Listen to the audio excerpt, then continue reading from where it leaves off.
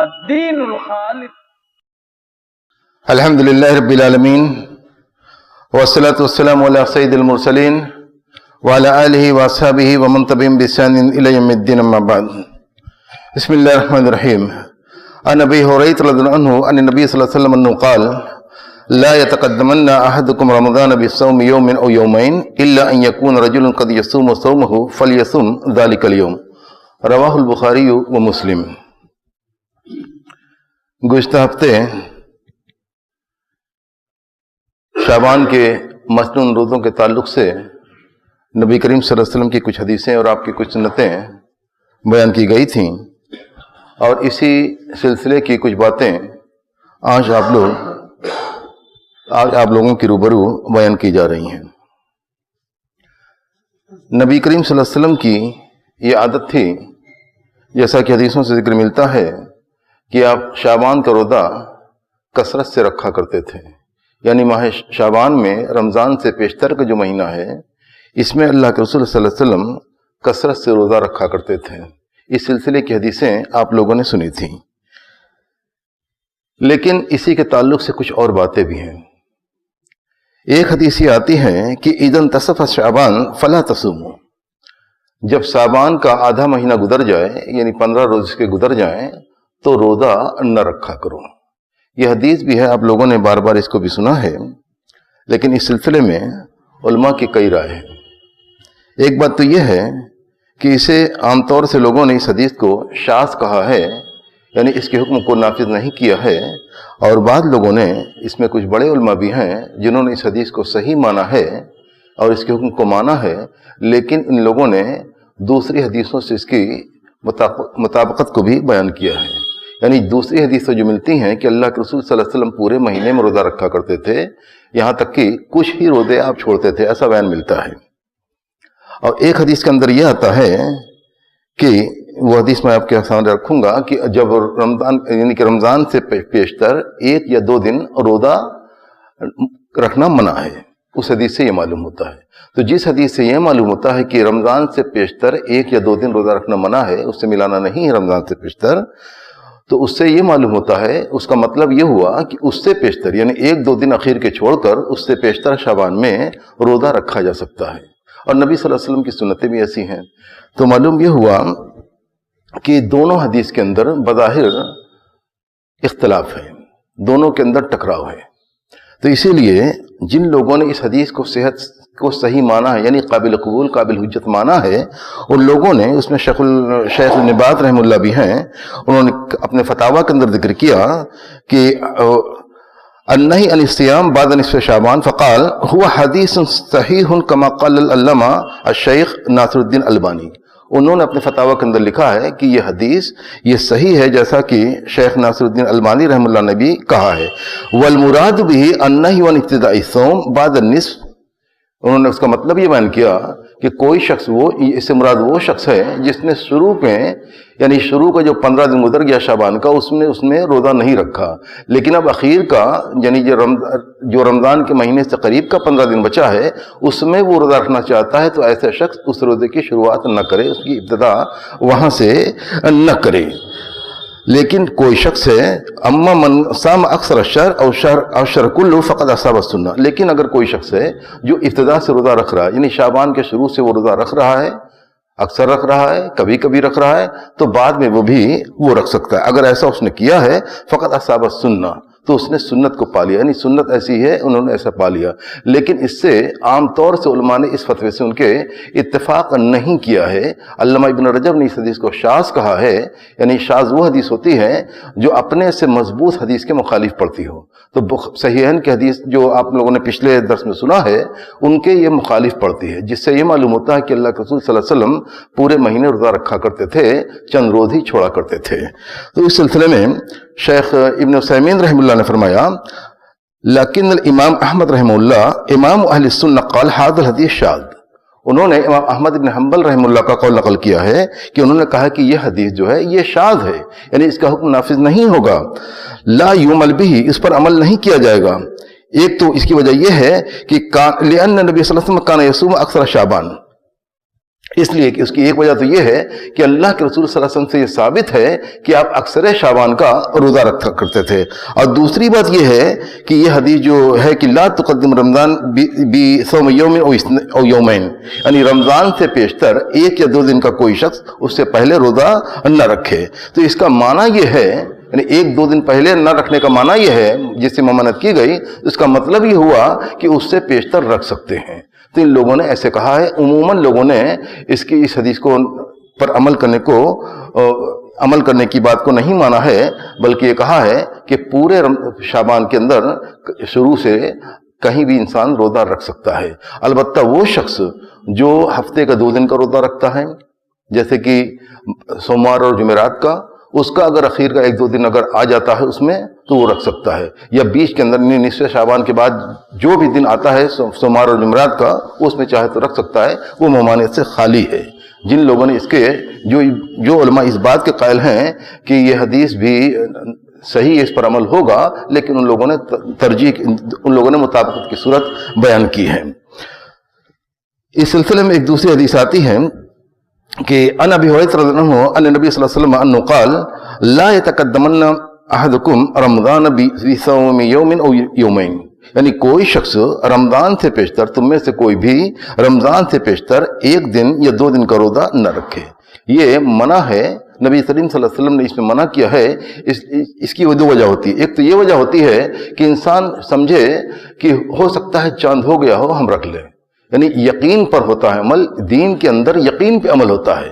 اگر انسان چاند کی رؤیت نہیں ثابت ہوئی تو انسان شعبان کے مہینے کو پورا کرے گا، 30 دن اس کو پورا کرے گا، اس کے بعد جا کے رمضان کا مہینہ شروع ہوگا. لیکن اگر 29 کا چاند کسی وجہ سے بھی نہیں دکھائی دیا ہے، بہت بادل ہے نہیں دکھائی دیا، تو بھی انسان کو یہ گنجائش نہیں ہے کہ شاید چاند ہو گیا ہو اور وہ روزہ رکھ لے. ایسا نہیں ہے. چاند دیکھ کر ہی روزہ رکھنا ہے. اس کی رؤیت اگر ثابت ہوتی ہے، اس کی گواہی ملتی ہے، تبھی انسان کو روزہ رکھنا ہے رمضان کا، نہیں تو شعبان کے 30 دن انسان کو پورے کرنے ہیں. اس میں آپ نے فرمایا الا ان یکون رجل کان یصوم صومہ، سوائے اس شخص کے جو اس دن کا روزہ رکھتا رہا ہو. یعنی جیسے کوئی شخص ہے وہ سوموار کا اور جمعرات کا روزہ رکھتا ہے، نبی کریم صلی اللہ علیہ وسلم جیسا کہ سنت رہی ہے، تو اس میں اگر کوئی شخص رکھتا ہے، آخری کا دن اگر سوموار پڑ گیا، جمعرات پڑ گیا، یا اس سے 1 دن پہلے کا اگر یہ دن پڑ گیا تو وہ رکھ سکتا ہے. اس کے اندر کوئی کباہت نہیں ہے. لیکن وہ شخص اگر نہیں رکھتا ہے تو وہ چاہے کہ ہم رمضان کے آنے سے پہلے 1 دن یا 2 دن کا روزہ رکھ لیں، اسی میں ملا لیں، تو یہ اس کے لیے ممنوع ہے، اس کے لیے اس کی اجازت نہیں ہے. یہ تو شعبان کے روزوں کے تعلق سے بات ہوئی. لیکن شعبان ہی کے اندر نصف شعبان کے جب تاریخ آتی ہے، یعنی 14 اور 15 کی رات، اس کے بعد 15 کا جو دن ہوتا ہے، اس میں مسلمانوں کے درمیان بہت کچھ ہوتا ہے. بہت طرح کی عبادتیں بھی کی جاتی ہیں، اور اسے بہت ہی بابرکت دن مان کر اور اس کے شب کو بہت ہی بابرکت مان کر مسلمانوں کے درمیان بہت بڑی تعداد ایسے لوگوں کی ہے جو اس کو شب بیداری کرتے ہیں، اس کے اندر بہت کچھ کرتے ہیں، دن کا روزہ رکھتے ہیں اور بہت کچھ کرتے ہیں. تو اس سلسلے میں آپ لوگوں کو معلوم ہونا چاہیے کہ اس سلسلے میں نبی کریم صلی اللہ علیہ وسلم سے جو حدیثیں منقول ہیں وہ یا تو موضوع اور منکر قسم کی حدیث ہیں، یا یہ کہ بے حد ضعیف ہیں. اور لوگوں نے اس کو کسی بھی حدیث پر عمل کرنا مناسب اس لیے نہیں ہے کہ وہ چیزیں ثابت نہیں ہیں. دین وہی ہے جو ثابت ہے. اللہ کے رسول صلی اللہ علیہ وسلم سے جو ہم کو دین ملا قرآن کریم کی شکل میں یا حدیث کی شکل میں، وہی دین ہے. اگر حدیث ثابت نہیں ہے تو وہ دین نہیں بن سکتی، اس پر ہم عمل نہیں کر سکتے ہیں. اللہ کے ہاں ہم سے جو پوچھ ہے جس دین کی، وہ وہی دین ہے جو ہم کو ملا ہے ثابت طریقے سے، اور یہ حدیثیں ثابت نہیں. ایک حدیث آتی ہے، میں نے 2 حدیث کو نقل کیا ہے یہاں پہ، جس کو کسی حد تک، یعنی کہ بعض لوگوں نے اس کو کم سے کم ضعیف مانا ہے. یعنی کہ بہت ساری حدیثیں تو موضوع اور منکر قسم کی حدیثیں ہیں، لیکن 1-2 حدیث کو کچھ لوگوں نے اس کو ضعیف نہیں مانا ہے، کسی حد تک مانا ہے اس کو. تو انہوں نے کہا، یہ حدیث میں آتی ہے کہ ان اللہ لا یطلع فی لیلۃ النصف من شعبان فیغفر لجمیع خلقہ الا لمشرک او مشاہن، رواه ابن ماجہ باسناد ضعیف. اس کی بھی سند ضعیف ہے، لیکن جیسا کہ لوگ اس پر عمل کرتے رہے ہیں تو اس سلسلے میں اس کی بھی وضاحت ضروری ہے کہ کیسی حدیث ہے، اس کا معنی کیا ہے. اس حدیث کا معنی یہ ہے کہ اللہ رب العالمین لا یطلع فی لیلۃ النصف من شعبان، اللہ رب العالمین شعبان کی جو نصف شعبان کی جو رات ہوتی ہے اس میں وہ دیکھتا ہے. لا یطلع فَيَغْفِرُ لِجَمِيعِ خَلْقِهِ، یعنی اپنے بندوں کی طرف وہ دیکھتا ہے اور تمام مخلوق کی وہ مغفرت کر دیتا ہے، سوائے اس شخص کی جو مشرک ہے، یعنی جس نے شرک کیا ہے، یا وہ شخص جس کے اندر جس نے کسی سے برائی پال رکھی ہے، مشاہین ہے، وہ کسی سے اس کی عداوت ہے یا کسی سے اس نے برائی پال رکھی ہے۔ اگر اس کو صحیح مان بھی لیں تو اس سے ثابت کیا ہوتا ہے؟ اس میں کوئی ایسے عمل ثابت نہیں ہے جو نبی کریم صلی اللہ علیہ وسلم نے کہا ہو کرنے کے لیے یا آپ نے کیا ہو۔ اس میں صرف اتنا ہے کہ اللہ رب العالمین نصف شعبان کے شب کو دیکھتا ہے اور وہ اپنے تمام بندوں کو معاف کر دیتا ہے۔ اب یہ ایسی بات ہے جو اللہ رب العالمین ہر شب کو کرتا ہے، وہ آسمان دنیا پہ نزول کرتا ہے اور اپنے بندوں کو کوئی ہے مغفرت طلب کرنے والا یا کوئی توبہ کرنے والا تو اس کی توبہ، اس کی مغفرت کو اللہ رب العالمین قبول کر لے۔ اسی طرح ایک حدیث جو آتی ہے جو آپ لوگوں نے بار بار سنا بھی ہے کہ اللہ رب العالمین کے ہاں بندوں کے اعمال پیش ہوتے ہیں سوموار کو اور جمعرات کو۔ اللہ رب العالمین سارے بندوں کو بخش دیتا ہے سوائے اس شخص کو جس کے اور اس کے بھائی کے درمیان کسی طرح کی عداوت ہوتی ہے۔ یہ حدیث بڑی معروف ہے، آپ لوگوں نے بار بار سنا۔ اس میں بھی یہی بات ہے، سوائے مشرک کے اور ایسے شخص کے جس کے اور اس کے بھائی کے درمیان عداوت ہے، نفرت ہے، کچھ برائی ہے، اللہ رب العالمین کہتا ہے کہ اندرو ہذین حتی یستریحا، ان دونوں کے معاملے کو مؤخر رکھو، اسے ملتوی رکھو، اسے مہلت دو یہاں تک کہ یہ دونوں آپس میں اپنی برائی کو دور کر لیں، اپنے معاملات کی اصلاح کر لیں، اس کو طے تمام کر لیں۔ تو یہ حدیث اس میں بھی یہی ہے۔ تو یہ کوئی ایسی چیز نہیں ہے کہ اس سے کوئی عمل ثابت ہوتا ہے، یعنی اس سے کوئی عمل ثابت نہیں ہوتا ہے۔ اس سے علماء نے کہا کہ اگر یہ مان بھی لے کہ حدیث کسی حد تک صحیح ہے تو انسان کو کرنا کیا ہے کہ اپنے ایمان کا جائزہ لے لے کہ کہیں اس میں شرک کی آمیزش تو نہیں اور کہیں اس کا کسی سے کوئی جھگڑا یا کوئی عداوت تو نہیں۔ اتنا انسان نے اگر کر لیا ہے تو اس کے لیے وہ کافی ہے۔ اسی سلسلے میں شیخ ابن عثیمین رحمہ اللہ نے ان کا فتاوی حرم کا فتاوی ہے، اس میں کہا یہ ورد احادیث فی فضل لیلۃ نصف من شعبان، حدیثیں وارد ہوئی ہیں نصف شعبان کی رات کی فضیلت کے سلسلے میں، وفی فضل القیام لیلۃ نصف من شعبان، اور اس میں اسی رات میں قیام کرنے کی بھی فضیلت حدیث کے اندر وارد ہوئی ہے، وفی فضل صوم یوم نصف من شعبان، اور دن میں یعنی کہ اس دن میں روزہ رکھنے کی، نصف شعبان کے دن میں روزہ رکھنے کی فضیلت بھی حدیث کے اندر وارد ہوئی ہے، لیکنھا احادیث ضعیفہ، لیکن یہ ساری حدیثیں کمزور حدیثیں ہیں، ضعف اکثر اہل علم، اکثر اہل علم نے ان کو ضعیف گردانا ہے۔